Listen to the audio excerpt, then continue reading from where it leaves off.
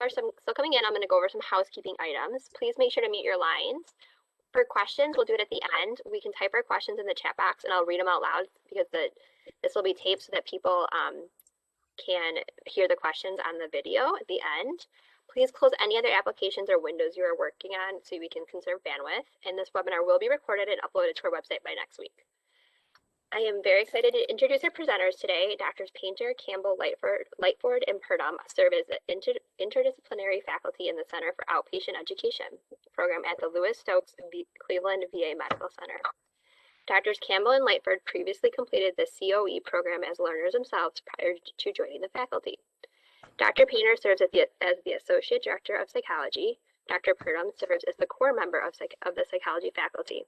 Within their current roles, they specialize in curricular development and have specific interest in developing innovative curriculum focused on social determinants of health. With that, I'll kick it over to our presenters. Thank you so much. All right. Thank you for that lovely introduction. So I'm Elizabeth Painter. We have Dr. Lightford, if you want to wave, just so people know who you are, and Dr. Campbell. Hello. Dr. Purdom unfortunately couldn't join us today, his loss.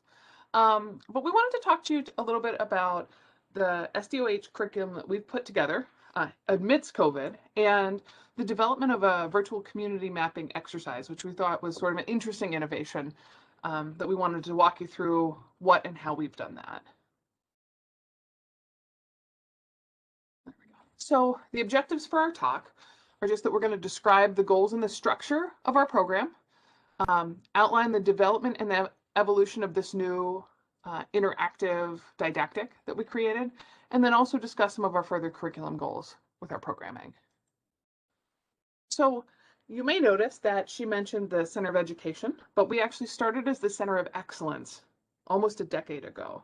So the Center of Excellence was an educational initiative started by OAA, which is the Office of Academic Affiliations within the VA, to address the need to train future healthcare professionals using an interprofessional team-based model. We use interprofessional faculty. And the problem is we realized that, and the World Health Association has talked a lot about this, that we know that care is better when we take an interdisciplinary approach, but we historically haven't done a great job training people to do that. We just throw everyone in and hope they work well together. So our goal was to figure out the best way to train these professionals to be able to work effectively and efficiently in the outpatient setting. So we were one of the first 5 pilot sites across the country funded by this initiative. So it was Seattle, Boise, San Francisco, West Haven, and ourselves. So we started with a 5-year grant to work on developing a new curriculum that was structured with these goals in mind. So when we say we're interprofessional, I think that can mean a lot of things. For us, it means that we have a 3-year MD residency. We actually have folks from 2 different centers, so University Hospitals and the Cleveland Clinic, which is actually a little bit rare within our community. Usually you're one or the other. You're on a team, and we thankfully are able to get learners from both sides. And these folks come in 3-block chunks, which is unusual because, you know, usually folks are on a service for 2 weeks and then they switch. We were able to get an ACGME waiver such that people could come for 3-block amounts of time and do exclusively our program in outpatient care and then switch and do their inpatient rotations, which allowed us to not only have them for longer periods of time, but also develop some continuity. So say Dr. Lightford and Dr. Campbell were on the same team. When Dr. Lightford was there for 3 months, Dr. Campbell would then be on for the next 3 months, and they would rotate with the same panel of patients. And so they had continuity over time. We also have other interdisciplinary faculty, or I'm sorry, interdisciplinary learners. So on 1-year blocks are our nurse practitioners, students and residents, pharmacy residents, psychology fellows, social work students, and nursing students. And then all of these disciplines are represented in the faculty as well. So then, as we mentioned, we're now the Center of Outpatient Education, and that was a transition after our grant funding ended. So we were initially funded for 5 years, then we were re-upped twice more until the funding was over. And we're thankful to be able to say that our hospital then picked our program up as part of the traditional training. So we're now part of the Cleveland VA training program. We changed our name to the Center of Outpatient Education. The goals are similar, but the nice piece of this is now that we're kind of up and running, we have more flexibility in our curriculum and in our clinic design. It had been somewhat dictated initially because of the grant parameters, but now we have the opportunity to see where there are gaps and fill those in. And we're also really lucky because of the way our program is structured that we have a didactic period every week with all of our interdisciplinary learners together. Because half the time I think that's the biggest battle is getting everybody in the same room at one time. So we have 4 hours on Friday mornings where all of our disciplines participate together, and we do profession appropriate clinical learning and team-based learning. So historically, it's not that we ever thought to ourselves, oh, social determinants of health aren't important. They were integrated where we could, but we found that when we really went back and looked at it, the lecture topics were pretty scattered. We had a lecture on social justice. We did some things about climate change. We tried to fit components into lectures that already existed, but we didn't really have a longitudinal and developmental curriculum. So once we had the flexibility to be able to change our curriculum, we decided to put together a team to work on that specific issue and make sure that we had a curriculum that would be over time. So we identified interprofessional faculty who all were really interested in social determinants of health. I think that's important because a lot of times, I don't know about you guys, but I've been voluntold onto a lot of committees. Or, you get tossed into something and you're like, fine, we'll get it over with, what have you. But this was made up of people who all really had interest in this and were invested in trying to come up with a really strategic way to teach these topics. So once we got our group together, we had, medicine, psychology, social work, everybody kind of came together to think about what are the really biggest take-home points that we want to focus on. And so we came up with our vision statement for the whole curriculum that then helped us kind of develop from an umbrella standpoint what pieces came next. So our vision statement reads, to understand the interconnectedness of societal and cultural influences on the patient's interactions with the medical community. Create awareness of how health policy, legal precedent, societal challenges, and environmental factors affect clinical decision-making. And so we used that as sort of our theoretical model of what we wanted to address when we thought about how we were going to teach social determinants of health. So we have since developed several different didactic and interactive opportunities to discuss social determinants of health within our curriculum. We have it such that every learner, whether they're on the 1-year or 3-year plan, if they're MDs or other learners, will get each of these talks one time. And that way everyone gets exposed to everything but doesn't get the same redundant material over and over again. So some of the things we focused on were the history of healthcare, which looked at both historical and legal events that led to our current system. Social justice, which looks at the legal system broadly and how that impacts patients and their barriers to care. Community mapping, which we're going to talk about today, so I don't want to spoil the fun on that one. Advocacy, which we actually have learners kind of learn about not only what advocacy looks like, but how they could participate in it and kind of practice doing some of those things. We've had sessions on COVID-19, racial injustice, and then also a race-based medicine didactic, which talks about a lot of the studies and empirical data supporting the potential harm of race-based care and thinking through how that might impact people's clinical decision-making as well. And so I will switch this over to Dr. Campbell. Hi. Dr. Painter gave you a good overview of what our program looks like, but now we're going to go more into depth about how we came about developing this community mapping activity and what it looks like. So when we were in the planning process, we first thought about what was our goal in this curriculum, in this activity. And what we came up with is that we really wanted the learners to come out of this understanding how a person's community and the resources that they have at their disposal in their communities can affect their health outcomes and even their adherence to some of the medical treatments that we often suggest. And the initial idea for this project came when Dr. Lightford and I were at a Society for General Internal Medicine national meeting, and some folks there were presenting a poster on how they were teaching the social determinants of health to medical residents. And as part of that, they were doing a community-based activity. Theirs was slightly different. And of course, this was in the before times. So they actually had learners going out into the community. I apologize for that. Going out into the community to take bus rides or, try to get to a dialysis center using only public transportation. So we use that as like the idea, the spark, but our activity ended up looking much different than theirs. And as we started, so we came up with a vision statement, the goal for the activity, and then we came up with our objectives. So the objectives for this learning activity were to define the social determinants of health and explain how these factors affect health utilization and outcomes, understand how a patient's social and cultural factors affect interactions within the healthcare system, understand how a patient's neighborhood influences an individual's ability to manage a chronic disease and impacts health as well as well-being. Develop individualized treatment recommendations that can incorporate these social conditions and the cultural influences. And then also just to overall foster an awareness and develop skills to help them to incorporate these social determinants of health into a healthcare encounter.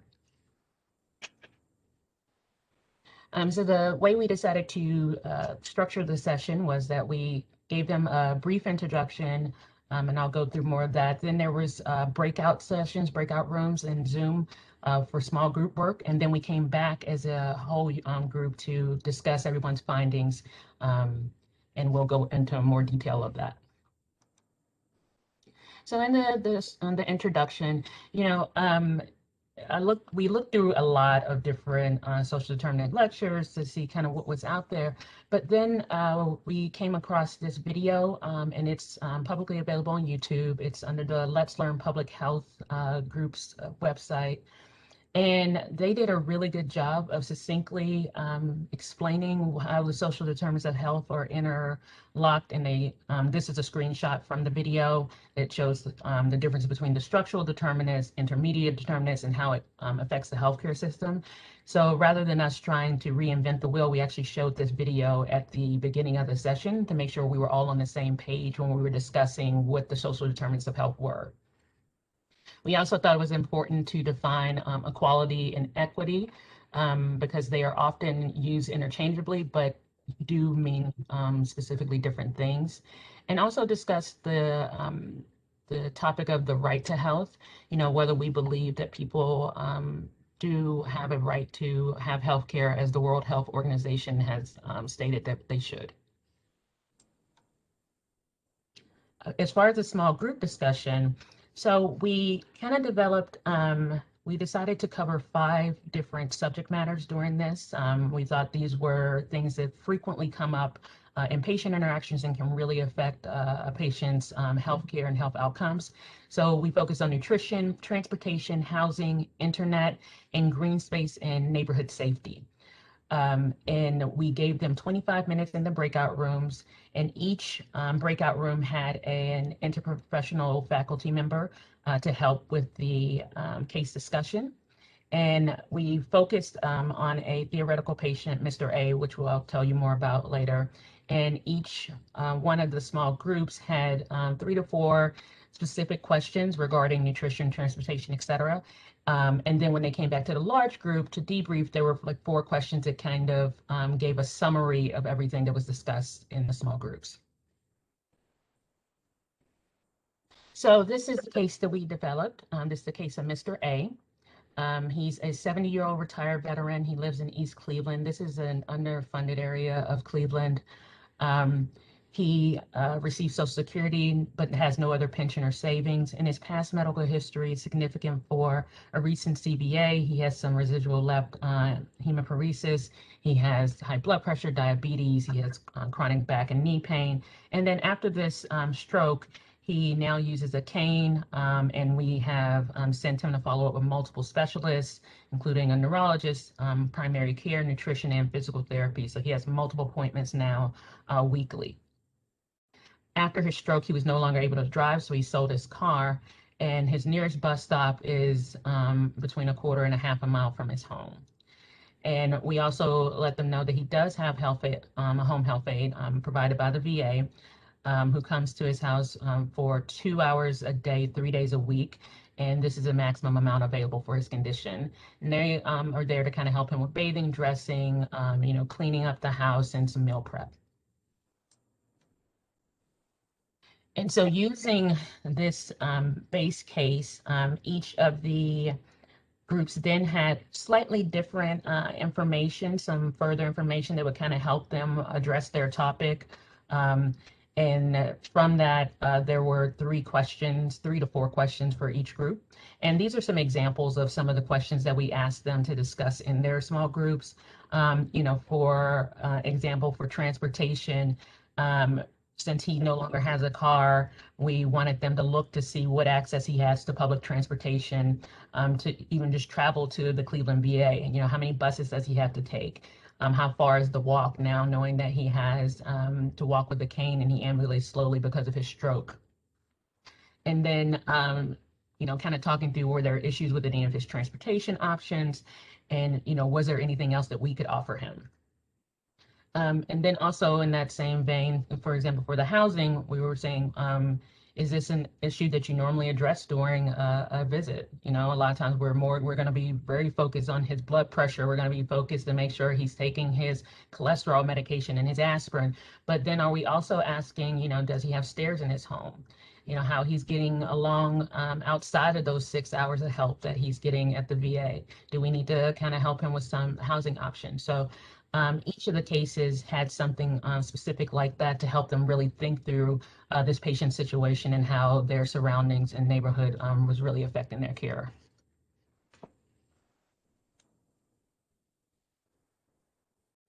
And I'll turn it over to Dr. Lightberg.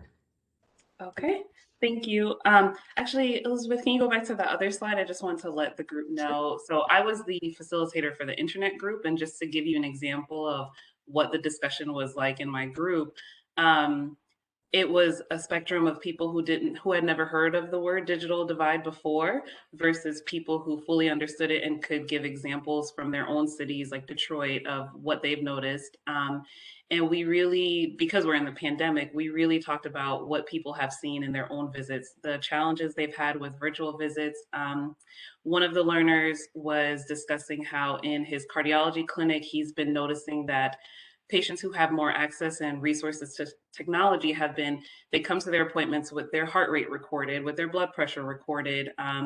We were discussing AI technology and how stethoscopes may be virtual someday, and what the cost of that would be, and how that would affect healthcare and maybe widen some disparities in patients who don't have internet access or who have dial-up speed. So I just wanted to give everyone an example of what was discussed in an actual group.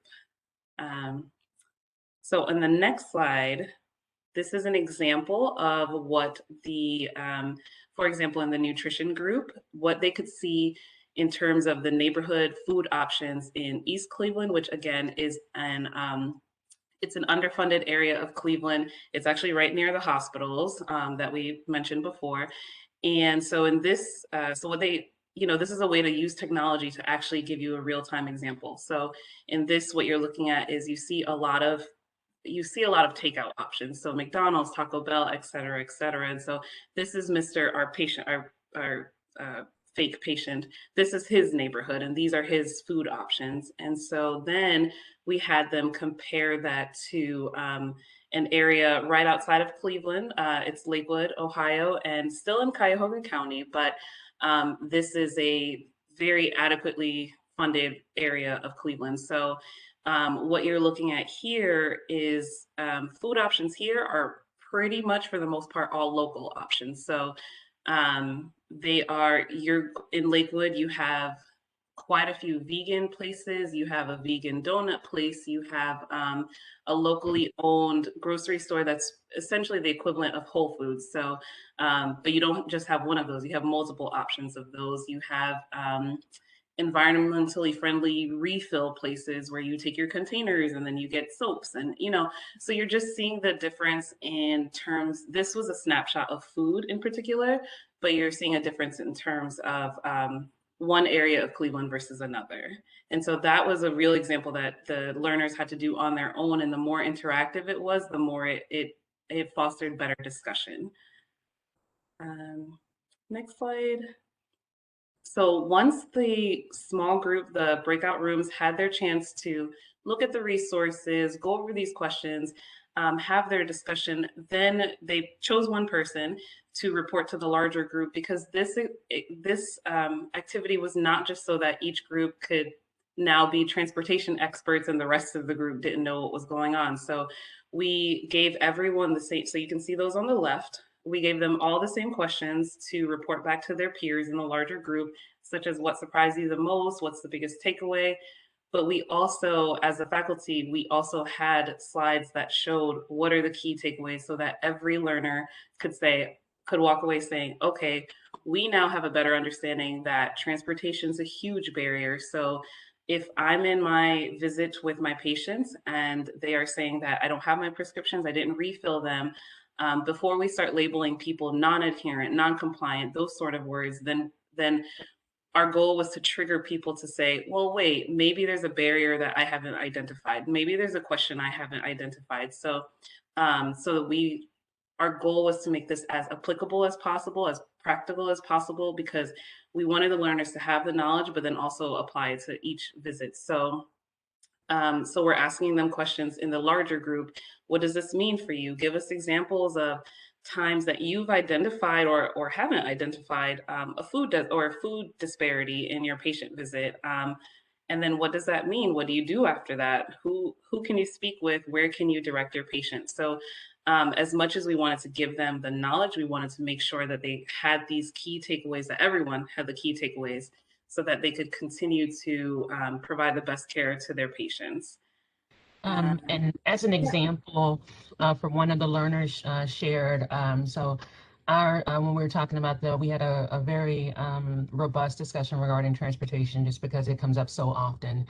And one of the learners shared that, she had a patient who was often late for his visits. And, that can be annoying and get you off track. But then she said at one visit, she actually took the time and she was asking him why he was late. And then it turned out that in order to get to the VA from his house, he had to take 3 different buses. And one of the buses often ran late. And if he missed it, then he was going to be off. The next bus didn't come for another 40 minutes. And that his whole round trip to get to the VA and back was about 4 hours, because it was 2 hours each way. And so then understanding that, so she would try to schedule him later in the day to give him more time to get to the VA. They came up with some other things that they could do to try to address some of his transportation things. And then also making sure that when she's referring him to all of these services, she's not referring him to too many different things at once, where he would have a problem having to come back from multiple visits. She said, we're often saying, oh, we need to repeat your potassium, or we need to check your kidney function. Can you come in, next week? And they just came this week. And thinking about things like that, I think will really help to improve patient care. And I think the other component of that is we talked about when we think about application to clinical care is this idea of whose job is it to ask these questions, and how do we work as a team to address these issues? Because I think people come in with very differing expectations of what those visits are supposed to look like. And so I think these conversations also help people recognize how these issues may be impacting their direct clinical decision making and why it's important, which I thought was just kind of another boon of that discussion. Absolutely. And I just want to point out that once we got to, you can leave it on this slide, that's fine. Okay. But once we got to the larger group discussion and they were reporting to their peers, I think that really helped to even further the discussion further, because they were able to hear from their own colleagues on their own level. It wasn't just an attending down sort of discussion. It was just a group discussion. And that really fostered more examples, more people sharing, and more people just engagement overall. So in the next slide, this is a quote that we included at the end of the presentation, and the importance of it is to just convey to the learners not only the importance of understanding social determinants of health, but also the urgency with which it needs to be addressed. So it says social justice is a matter of life and death. It affects the way people live, their consequent chance of illness, and their risk of premature death. Achieving health equity within a generation is achievable. It's the right thing to do, and now is the right time to do it. And we've included this each time we've given this activity because it's striking to look at the date. That was 2008 when this was written. And there has been progress towards equity. There absolutely has been, but there's still a long way to go. It's 2021, and now we see how important virtual anything is. And as we look at disparities, there are some disparities that are becoming a little bit more apparent. And that's what my internet group discussed. And so we just continue to include this to just say that it's achievable as long as we continue to work on it, and as long as we continue to raise awareness and raise awareness in our learners and the next generation. It's absolutely achievable. So we always leave the learners with this quote. And so now this is a little bit of a transition to just how this session has evolved. We've presented it twice now.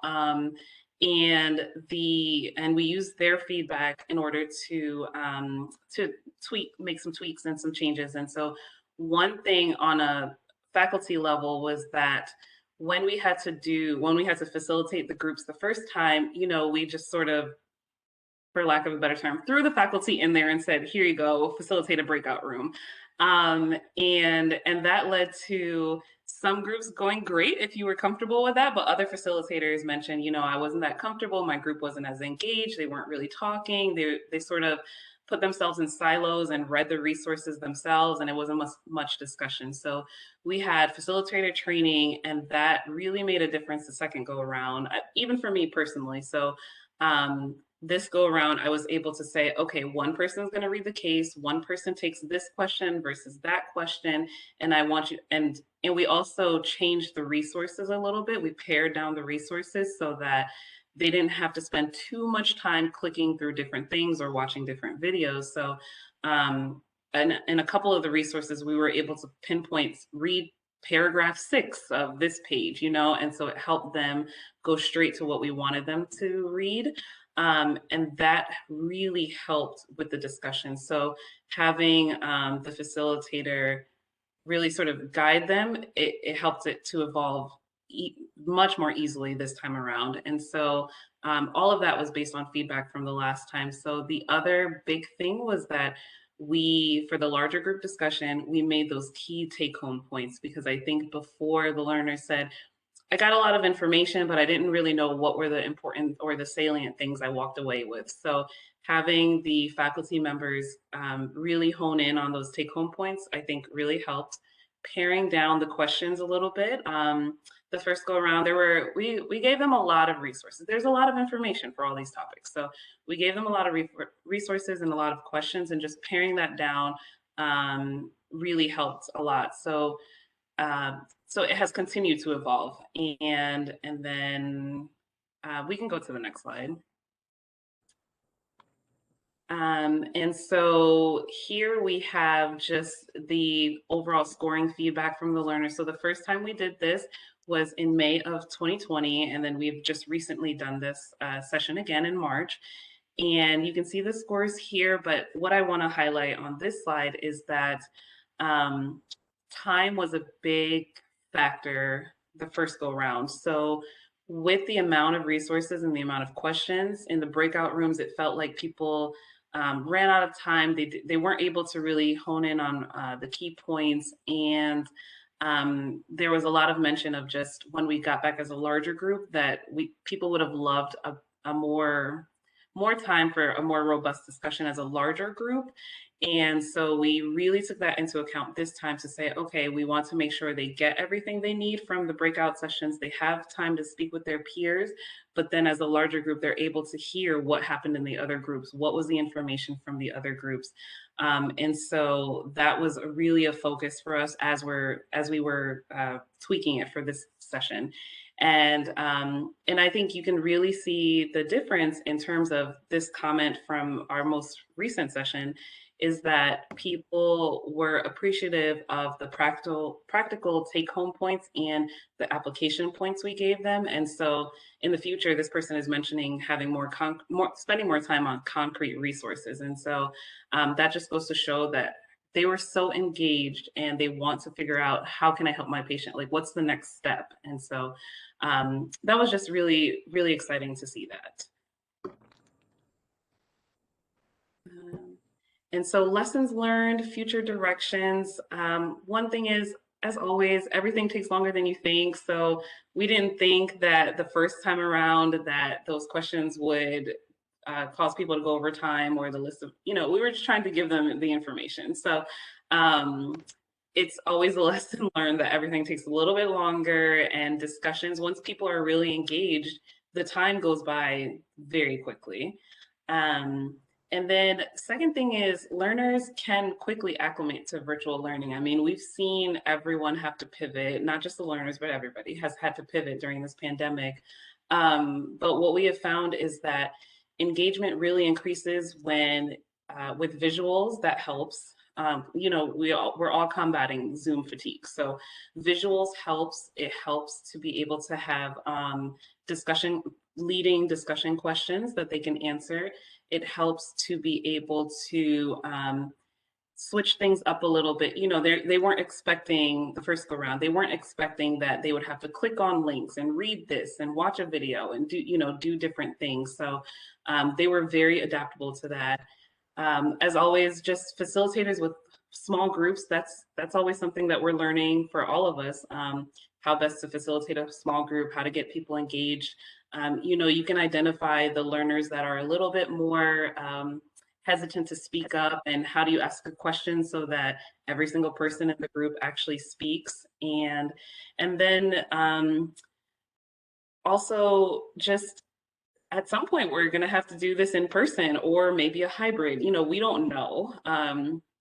But as we are creating further social determinants of health topics and tweaking this particular one, we always have to think of future directions, and what will the future look like if we're in person? How do we do this in person? How do we take people out into the community?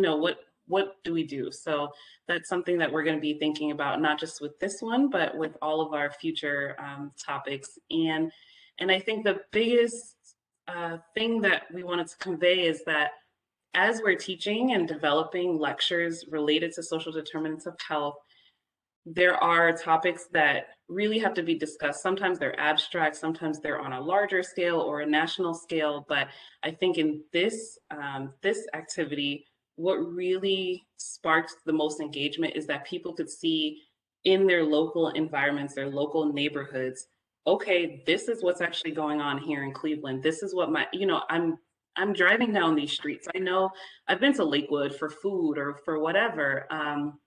And so the key take home points were really driven home because it's local, and because you can see this is the area outside the hospital. I drive here, or I've been to that grocery store, or I realize there are no grocery stores in this area. And so I think as you all are developing your own curriculums and your own lectures, it's really important to try to bring it home, bring it local, bring it closer to home, so that it's more easily applicable to the learners. And I think that's the last part. Oh yeah, I think I flew through my part. So thank you all for listening. There's a lot of time for questions or any other comments that people may want to make.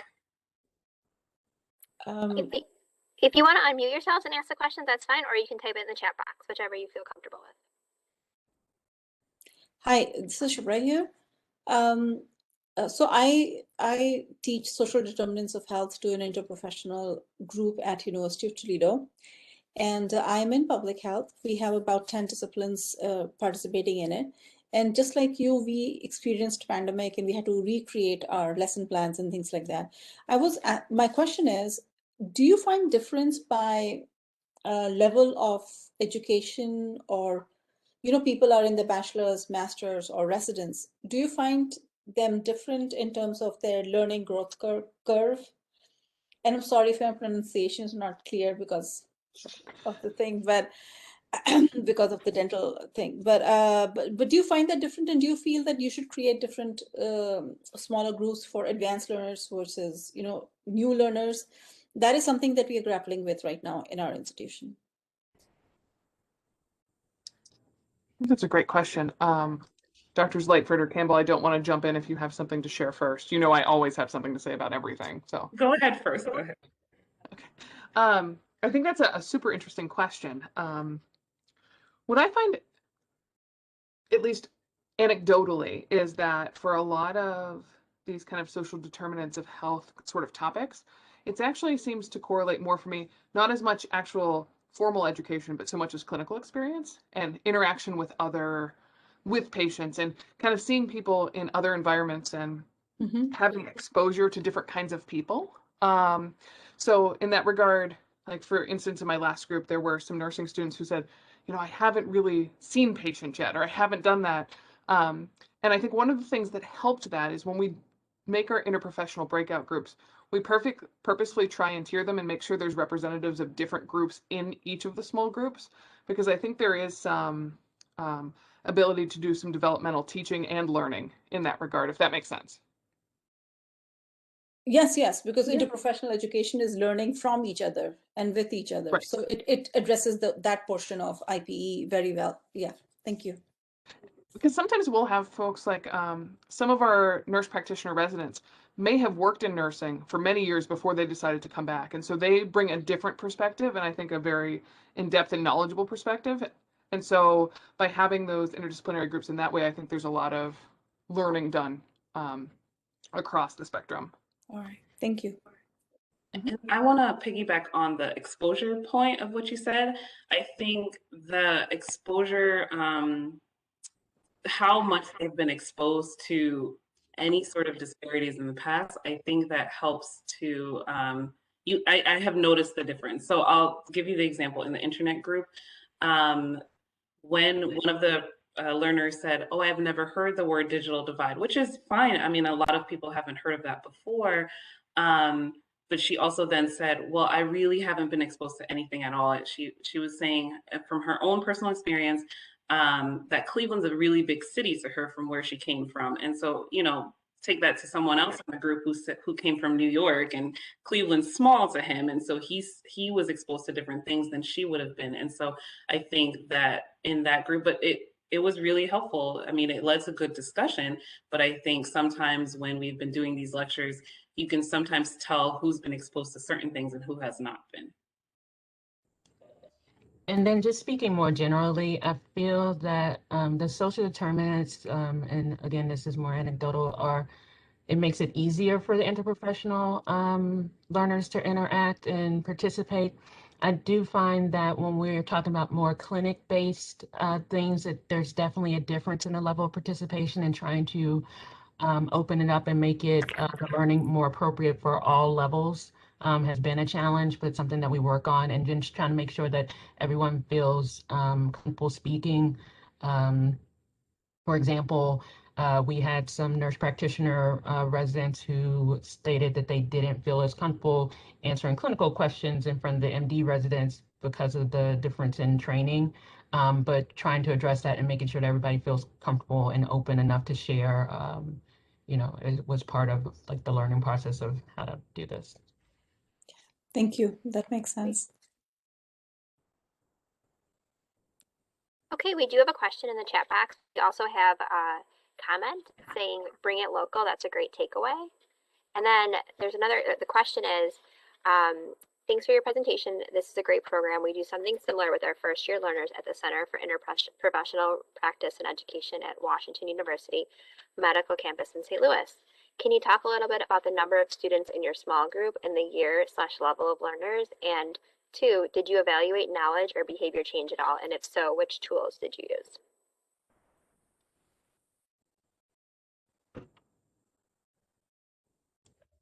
So the level of learner, I can Can I actually share as well? I defer that to Claire. Can we switch presenters? Would that be okay? Yep, we can do that. I'm working on that right Okay. now. All right, Okay. thank you so much. Yep. Yeah, so the level of, because of the complex way that our program is structured, especially with the MD residents, it's a little more complex about, so I was just going to show you an example of something that we thought about putting in there, but didn't. And this will kind of, here we go. All right, are you able to see that? It's thinking about it. It's starting. Just 1 second. There you Okay. go. Yes. So this is based on a 2-year cycle. And so at any one time, we either have MDs who are in their 3rd year of training, who are paired longitudinally with the 1-year learners, or we have PGY2s and PGY1s paired together. So the times that we gave this recently, it was for the PGY1 and PGY2s, but when we gave it previously, it was only PGY2 learners, if that makes sense. And so they're always, the other disciplines, the 1-year longitudinal disciplines are always represented, but the year, the level of training for the MD residents changes frequently. The only time we have changes with the interprofessional learners is based on their calendar year, because everybody doesn't necessarily match exactly to when medicine starts and stops. So for instance, psychology starts and stops their year in September, whereas our pharmacy residents end in, I believe, June and then start again in September. So we have a brief break without them. So it's just based on who is in the cohort at that time. And then as far as the evaluation of knowledge, so that was some feedback that we received. And so we're in the process of developing like so we wanted all the learners to, when they come in, have like a pre-test when they first join the Center of Outpatient Education versus when they graduate, to see if there's a difference in their comfort with a lot of these social determinants of health topics. And I anecdotally think that we're going to see a lot of difference in these outcome measures. We haven't figured out exactly how to do it, but as Dr. Lightford was talking about, people who didn't even know some of the terms. But as soon as we read the case, everyone goes, oh, I have 3 of those on my panel. You know, people who are very similar. So I think they're starting to recognize these sort of patterns and those kind of things over time. We're at least seeing that happen in the context of the small groups, but I think that's happening kind of more broadly as well.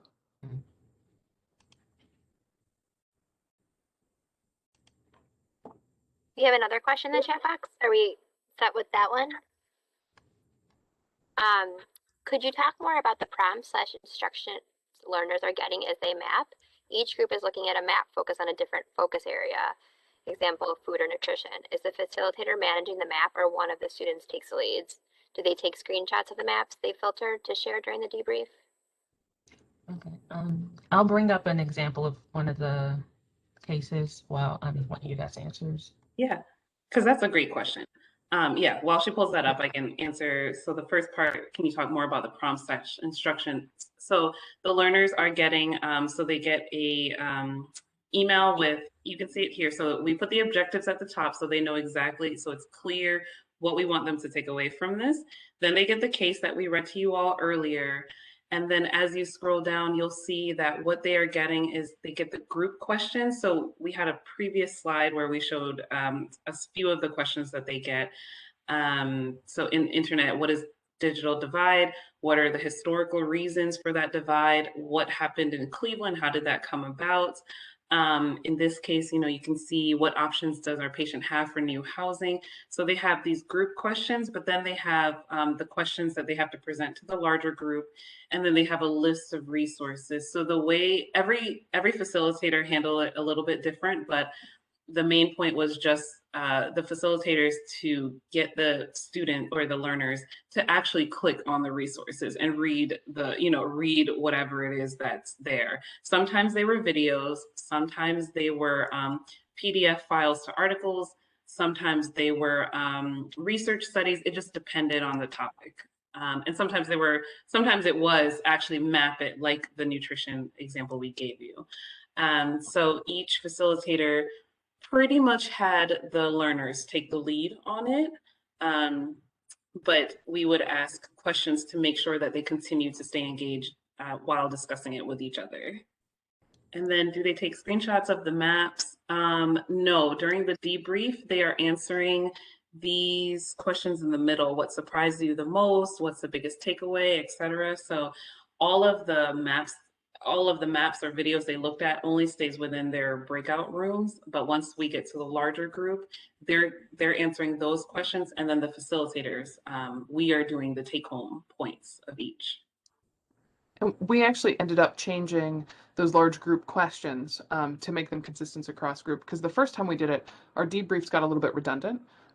People kind of presenting the same things over and over. So this let us kind of hit the main points, but also give us the time to provide them with take-home points, because they really let us know that that concrete information that they can use in practice was one of the things that would be the most helpful to them.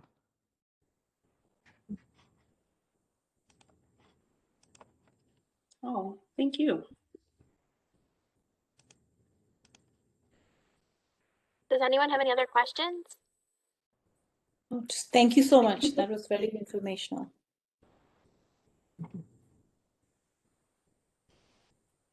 Thank you for having us. That's fun. We like talking about this stuff. Absolutely. Well, we appreciate it. I am going to grab really quickly. I have the last slide if you want to just let me share again. Yep, that'd be perfect. Okay. Let me.